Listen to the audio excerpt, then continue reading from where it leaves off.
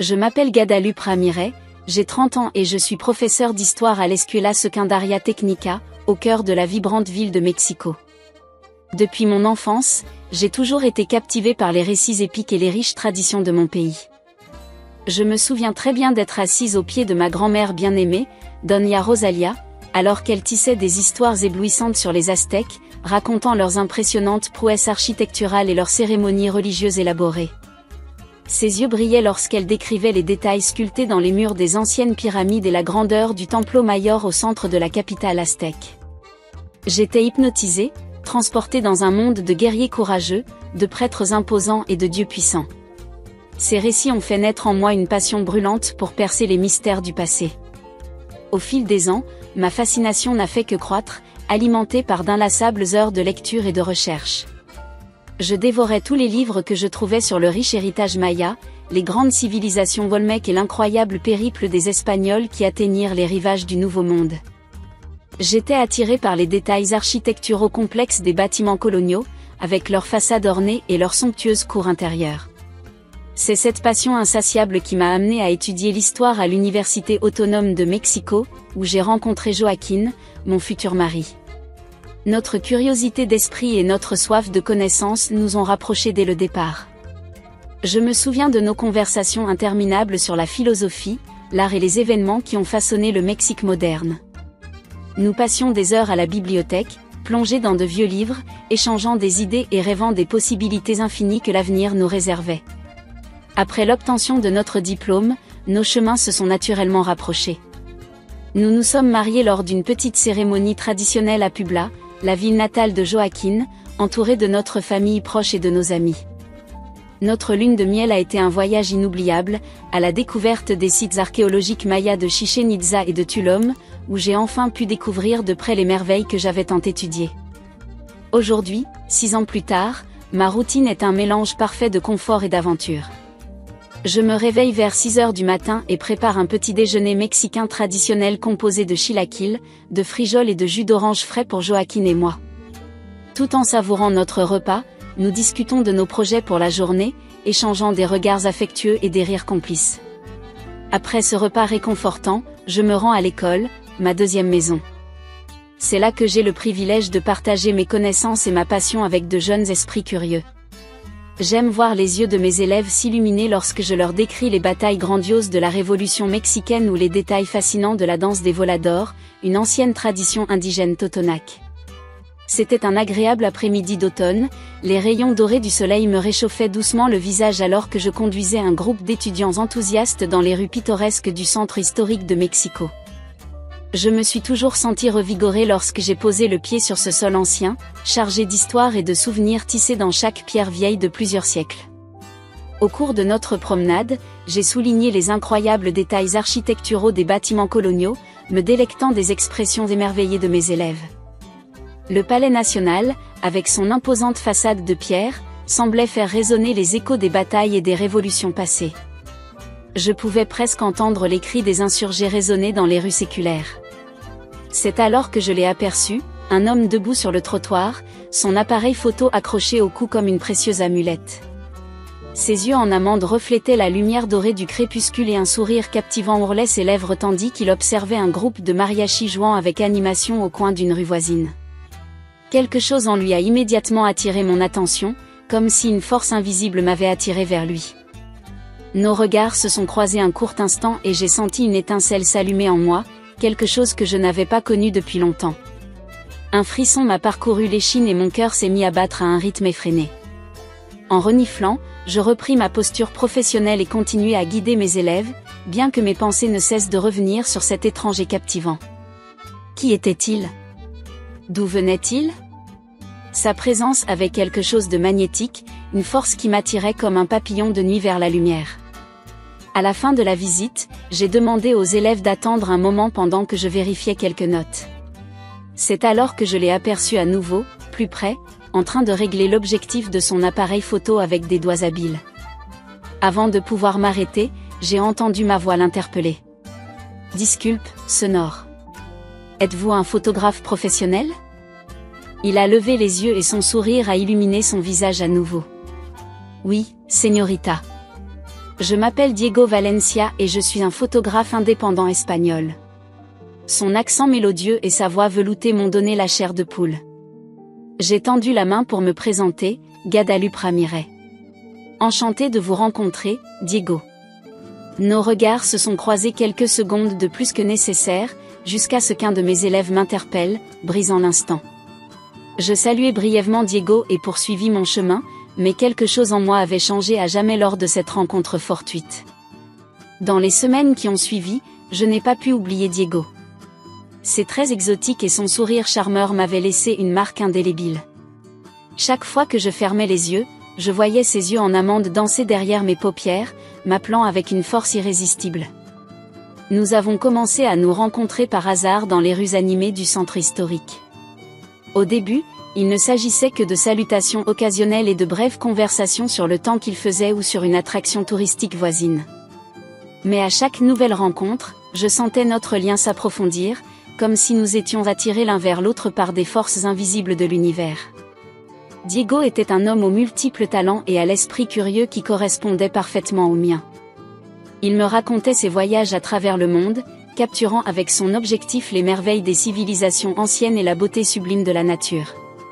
Ses descriptions vivantes des ruines mayas de Tikal ou des glaciers argentés de Patagonie me laissaient bouche bée et me donnaient envie d'explorer ces lieux à ses côtés. Nos rencontres fortuites sont rapidement devenues des prétextes élaborés pour être ensemble.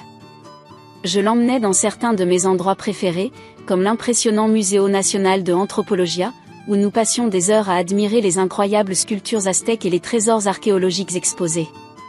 Diego, quant à lui, me guidait dans des rues cachées, révélant des galeries d'art souterraines et des cafés accueillants où la conversation allait bon train.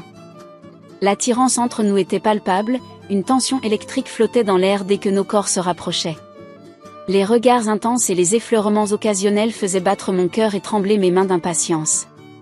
J'avais l'impression d'être à nouveau une adolescente, consumée par ce désir brûlant qui me faisait oublier toutes les conséquences. Un soir particulièrement mémorable, Diego m'a emmené sur une colline escarpée qui surplombe toute la ville. Assis côte à côte, nous avons regardé le soleil se coucher derrière les gratte-ciel, peignant l'horizon en nuances d'orange et de rouge flamboyants. Nos doigts se sont entrelacés, sans que je m'en rende compte, ses lèvres étaient sur les miennes, bougeant en parfaite synchronisation. Le baiser était profond et passionné, éveillant en moi un désir brûlant que je ne pouvais plus nier. Tous les doutes et toutes les peurs ont disparu à ce moment-là, consumés par le feu de la passion qui brûlait entre nous.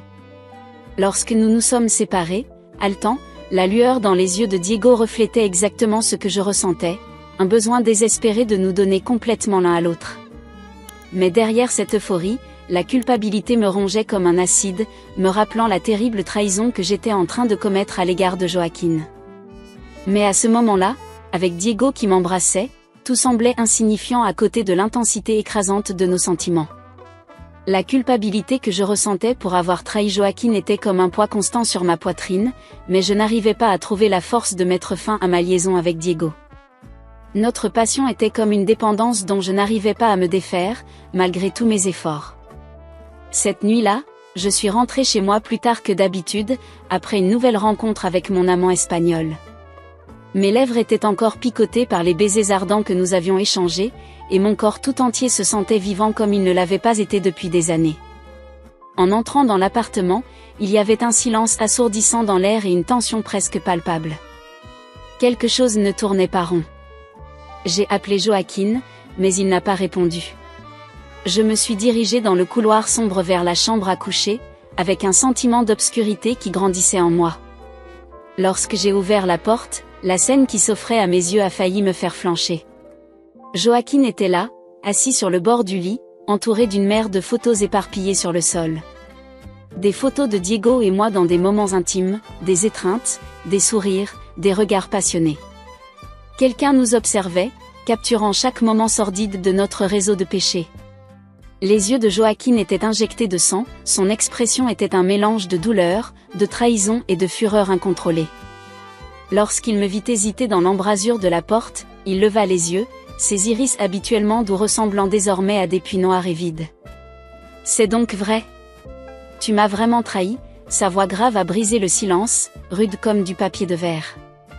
J'ai ouvert la bouche pour dire quelque chose, n'importe quoi, mais les mots ne sortaient pas. Que pouvais-je dire? Il n'y avait pas d'excuse ou de justification pour ce que j'avais fait. Joaquin s'est levé, les poings serrés le long du corps. Combien d'autres as-tu rencontré pendant que je travaillais dur pour subvenir aux besoins de cette famille? Depuis combien de temps cela dure-t-il? Ces accusations étaient comme des couteaux tranchants qui me transperçaient le cœur. Les larmes ont commencé à rouler sur mes joues sans que je m'en rende compte. Joaquin, mi amor, s'il te plaît, pardonne-moi. Avant que je n'aie pu terminer, il s'est avancé vers moi, les yeux brillants de fureur. Ne m'appelez pas comme ça. Tu as perdu ce droit. Le désespoir m'envahit alors que tout ce que j'aimais le plus s'effondre sous mes yeux. Je suis tombée à genoux, sanglotant sans retenue. Joaquin m'a regardé avec des yeux vides de toute émotion. C'est fini entre nous, a-t-il craché avec amertume. Je fais mes valises et je pars dès que possible. Cette nuit-là, le monde que j'avais construit avec tant d'amour et d'affection s'est effondré comme un château de cartes. La douleur de la perte était si écrasante que j'avais du mal à respirer. Tout cela à cause d'un moment de faiblesse, d'une passion interdite qui m'avait complètement consumée. Et maintenant, j'en payais le prix fort. Dans les jours et les semaines qui ont suivi le départ dévastateur de Joaquin, je me suis retrouvée plongée dans un état de tristesse si profond qu'il semblait n'y avoir aucun moyen d'en sortir. Les souvenirs de notre mariage s'effondrant sous mes yeux hantaient chacune de mes respirations, me rappelant constamment mes erreurs impardonnables. Je me sentais comme une coquille vide, errant dans les couloirs de l'école où j'enseignais, me contentant de faire ce que l'on attendait de moi, sans vraiment vivre. Mes élèves, qui remplissaient autrefois mon cœur d'une telle fierté, n'étaient plus que des ombres lointaines, leur voix juvénile résonnant comme un murmure insipide. Ce n'est que lorsque Carolina, ma meilleure amie depuis le lycée, a littéralement fait irruption dans mon appartement et m'a pratiquement tiré de l'obscurité étouffante que les choses ont commencé à changer. Avec son regard déterminé et sa franchise habituelle, Carolina m'a fait voir la réalité en face. Guadalupe, tu dois arrêter de t'apitoyer sur ton sort. Ce qui est fait est fait. Maintenant, il est temps de reconstruire ta vie en morceaux. Ces mots durs étaient exactement ce que j'avais besoin d'entendre. Carolina m'a inscrite à des séances de thérapie avec un psychologue renommé, le Dr Fernandez, spécialisé dans le traitement des problèmes liés à l'infidélité et à la trahison. Les premières séances ont été l'occasion de retirer des pansements d'une plaie exposée. Revivre des événements aussi douloureux, disséquer chaque choix et chaque motivation, tout cela ressemblait à une torture sans fin. Mais petit à petit, j'ai commencé à trouver un certain soulagement en étant capable d'exposer mes pensées et mes sentiments les plus sombres sans jugement. Le docteur Fernandez m'a guidé dans un profond processus de découverte de soi, me faisant affronter mes insécurités, mes peurs et mes désirs les plus profonds. J'ai compris que ma liaison avec Diego n'était pas un simple caprice, mais une échappatoire désespérée à la routine monotone dans laquelle je m'étais laissée enfermer. La passion brûlante que je ressentais pour lui était en fait le reflet du feu que j'avais laissé s'éteindre en moi. Vous devez réapprendre à vous aimer et à vous estimer, m'a dit gentiment le docteur Fernandez. Ce n'est qu'à cette condition que vous pourrez aller de l'avant et construire des relations vraiment saines. Petit à petit, avec beaucoup de travail et une introspection douloureuse, j'ai commencé à reconstruire mon estime de soi et à redécouvrir ma propre identité au-delà des étiquettes d'épouse ou d'amante. J'ai renoué avec d'anciens passe-temps comme la peinture et les promenades en ville, me permettant de profiter pleinement de chaque petit moment de beauté qui m'entourait. Le processus a été lent et ardu, marqué par des avancées et des rechutes.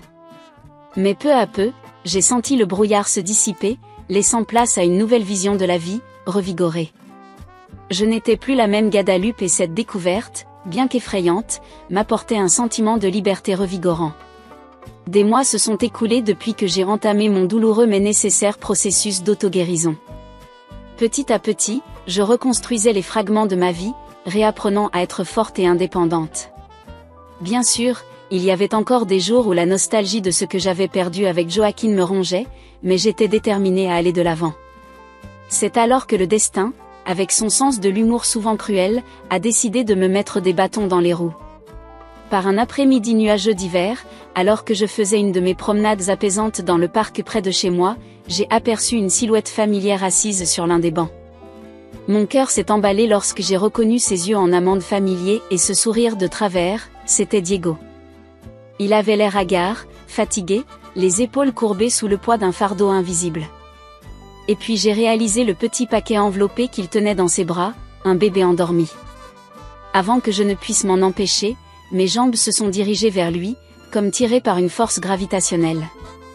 Diego a levé les yeux, pendant un instant, nos regards se sont croisés, chargés d'une multitude de souvenirs et d'émotions non résolues. Guadalupe, dit-il doucement, comme s'il craignait de faire fuir le bébé. J'ai tant de choses à te dire. J'ai acquiescé en silence, prenant place à côté de lui sur le banc froid. Diego a pris une grande inspiration avant de commencer son histoire. Apparemment, pendant que nous vivions notre liaison torride, il avait également une relation avec une femme dans son pays d'origine, l'Espagne. Et cette femme était tombée enceinte. Béatrice a insisté pour que nous élevions le bébé ensemble, comme une vraie famille, explique Diego, une ombre traversant son visage fatigué. Mais lorsque notre fils Thomas est né, je me suis rendu compte que je ne pouvais pas l'aimer comme elle le méritait. Mon cœur appartenait à quelqu'un d'autre. Son regard a rencontré le mien à ce moment-là, provoquant des frissons familiers le long de ma colonne vertébrale. Je déglutis, réalisant l'immense confession qui se cachait derrière ces mots. Les choses se sont rapidement tendues entre nous, a-t-il poursuivi. Béatrice a décidé qu'il valait mieux que nous nous séparions. Elle m'a permis d'emmener Thomas vivre avec moi, à condition que je promette de l'aimer et de m'en occuper correctement. Diego a regardé le petit paquet endormi dans ses bras, et j'ai vu briller dans ses yeux une tendresse indescriptible. Il est tout ce que j'ai en ce moment, Guadalupe. Et j'ai besoin d'aide. Son regard suppliant m'a transpercé le cœur. À cet instant, tous les souvenirs de nos passions pécheresses ont disparu, ne laissant place qu'au besoin humain le plus fondamental d'aimer et d'être aimé. J'ai tendu la main et touché doucement la joue de Thomas, ressentant immédiatement un lien profond avec cette petite créature innocente. Ne t'inquiète pas, Diego. Je suis là pour vous deux. Faisons-le ensemble. C'est ainsi que, sur ce banc gris de la piazza, un nouveau voyage a commencé, non plus motivé par des désirs charnels, mais par l'objectif beaucoup plus noble de nourrir et de protéger une vie nouvellement arrivée dans le monde. L'arrivée de Thomas a été le catalyseur dont j'avais besoin pour laisser le passé derrière moi et embrasser un avenir plein de nouvelles possibilités. Les mois qui ont suivi le retour inattendu de Diego et l'arrivée du petit Thomas dans ma vie ont été un tourbillon d'émotions et de nouveaux défis. Cependant, à chaque pas, j'ai senti mon cœur se remplir d'un sentiment de plénitude que je n'avais pas connu depuis longtemps. Au début, aider Diego à s'occuper d'un nouveau-né a été un véritable baptême du feu. Je passais des nuits blanches à essayer de calmer les cris agités de Thomas, tandis que Diego errait comme un zombie, essayant de trouver des emplois de photographe indépendant pour subvenir à nos besoins. Les cernes profonds sous nos yeux et nos vêtements froissés étaient les signes visibles de la bataille constante que nous menions. Mais petit à petit, nous avons établi une routine et commencé à nous adapter à nos nouveaux rôles. Pendant que Diego partait photographier des mariages et des événements, je m'occupais de Thomas, préparant ses repas, changeant ses couches et le berçant dans mes bras lorsqu'il pleurait. Dans ces moments intimes, en chantant doucement tout en regardant ses petits yeux endormis se fermer lentement, j'ai senti une profonde connexion se former. C'est alors que j'ai réalisé que, malgré toutes les luttes et les chagrins du passé, j'avais trouvé un nouveau but plus grand que moi. Prendre soin de ce petit être précieux m'a procuré un sentiment indescriptible d'accomplissement et d'amour véritable. Tandis que Thomas grandissait, souriait et prenait des forces chaque jour, je renaissais également avec la détermination d'aller de l'avant et de faire la différence dans la vie des autres. J'ai commencé à faire du bénévolat dans un refuge pour femmes victimes de violences domestiques, partageant ma propre histoire et me battant pour celles qui avaient désespérément besoin de soutien et de compréhension. Les femmes qui s'y trouvaient sont devenues mes sœurs, unies par un lien invisible de résilience et de persévérance face à l'adversité. Avec une équipe dévouée de conseillers et de travailleurs sociaux, nous avons travaillé à l'autonomisation de ces femmes, en les aidant à reconstruire leur vie brisée et à redécouvrir leur propre force intérieure. Chaque sourire, chaque larme essuyée, chaque femme qui a réussi à se libérer d'un cycle oppressif d'abus, m'a rappelé mon propre processus de guérison et d'évolution. J'avais trouvé ma véritable vocation, utiliser mon expérience de la douleur et de la rédemption pour inspirer et soutenir d'autres femmes dans des situations similaires. Au milieu de tout cela, ma relation avec Diego avait également évolué de manière surprenante. La passion débordante que nous ressentions l'un pour l'autre s'était transformée en un lien beaucoup plus profond, un partenariat solide fondé sur le respect mutuel et l'engagement de créer le meilleur foyer possible pour Thomas. Lorsque nous regardions ce petit miracle souriant, c'était comme si tous les souvenirs de nos transgressions passées se dissolvaient. Nous avions trouvé un chemin beaucoup plus long à parcourir ensemble, comme une vraie famille, unie par l'amour inconditionnel que nous ressentions pour cet enfant. Aujourd'hui, alors que je réfléchis aux chemins tortueux qui m'ont conduit jusqu'ici, je ne peux m'empêcher de ressentir une immense gratitude. Oui, j'ai commis des erreurs, j'ai trahi ceux que j'aimais et j'ai remis en question mes propres choix à d'innombrables reprises.